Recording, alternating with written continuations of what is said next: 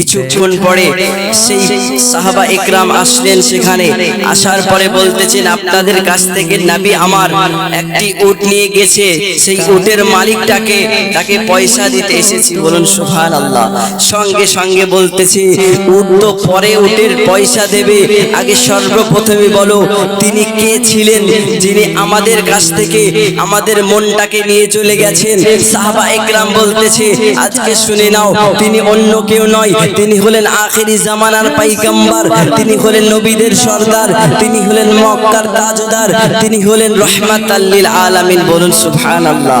কেমন করে সকল প্রেম করেছেন হযরতে আবু বকর সিদ্দিক রাদিয়াল্লাহু তাআলা আনহু আমার নবী মুস্তাফাকে কতটা ভালোবাসতেন।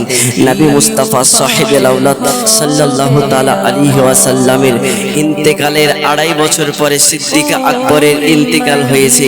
যেদিন ইন্তেকাল হবে সেই দিন সকলকে ডাক দিয়ে বলতেছে, তোমরা শুনে নাও, আমার আলী রাদিয়াল্লাহু তাআলা আনহুকে একটু ডেকে দাও। মাওলায়ে আলী সিদ্দিক আকবরের কাছে আসলেন।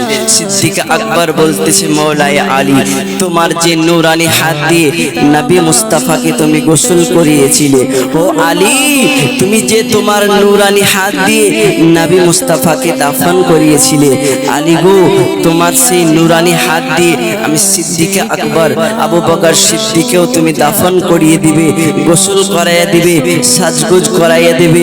তবে আলী শুনে নাও একটা কথা, যখন আমি সিদ্দিক আকবর আমার ইন্তিকাল হয়ে যাবে, তুমি নবীর রওজায় গিয়ে ডাক দিয়ে বলবে, ইয়া রাসূলুল্লাহ, আজকে আপনার বন্ধু আপনার কাছে আসতে চাই। যদি নবী আমার বলে সিদ্দিক আকবরকে আমার পাশে দাফন করাও, আমার পাশে রওজা বানাও, তো আমার নবীজির পাশে আমার রওজা বানাইবা। আর যদি নবী মুস্তাফা রওজা থেকে কোনো আওয়াজ না আসে, তো তুমি আমাকে জান্নাতুল বাকিতে দাফন করে দেবে। সিদ্দিক আকবরের যখন ইন্তিকাল হয়েছিল, তখন হযরতে আলী রাদিয়াল্লাহু তাআলা আনহু তিনি গিয়ে রাসূল পাকের রওজার সামনে দাঁড়ায়া বলতেছে, ইয়া রাসূলুল্লাহ, নবী গো, সিদ্দিক আকবর আপনার কাছে আসতে চাই, আপনার পাশে আসতে চাই।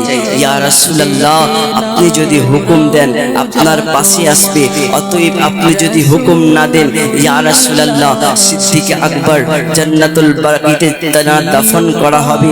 আমার নবী মুস্তাফা রওজা থেকে আওয়াজ দেয়, মাওলায়ে আলী, হাবিবের বন্ধু তো হাবিবের পাশেই আসবে। বলুন সুবহানাল্লাহ। হাবিবের বন্ধু তো হাবিবের পাশেই আসবে। নিয়ে এসো আমার সিদ্দিক আকবরকে আমার পাশে দাফন করে দাও। বলুন সুবহানাল্লাহ।